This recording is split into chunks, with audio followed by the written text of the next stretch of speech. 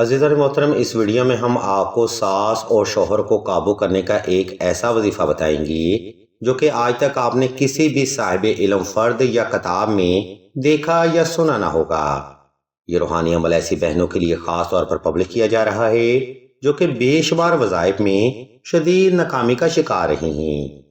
ہم مزید تاخیر کیے بغیر آپ کو وظیفہ کی طرف لے کے آتے ہیں، جس کی ترتیب آپ نے کچھ اس طرح سے رکھنی ہے: یا حب عالم، حاضر کر بت، کاف ککرا کا، یا ودودو، یا باسطو، یا حیو یا قیوم۔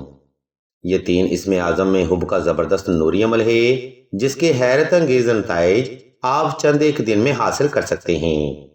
پر یاد رہے، ہر روحانی عمل کو کرنے کا ایک خاص طریقہ بھی ضرور ہوتا ہے جس کو فالو کرنا اس وظیفہ میں کامیابی کے لیے بے حد ضروری سمجھا جاتا ہے۔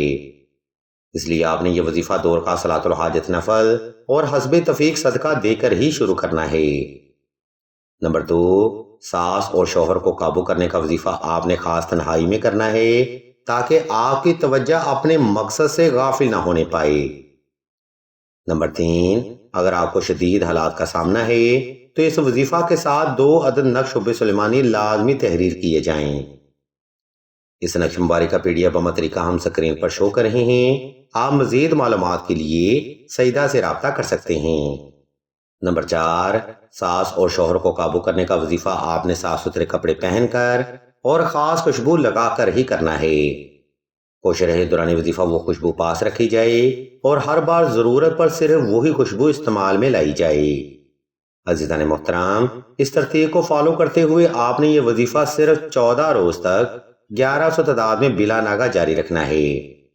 انشاءاللہ اس زبردست نوری عمل کی برکت سے نہ صرف شوہر اور ساس آپ کے کنٹرول میں آئیں گی بلکہ یہ دونوں آپ سے محبت کرنے پر مجبور بھی ہو جائیں گی۔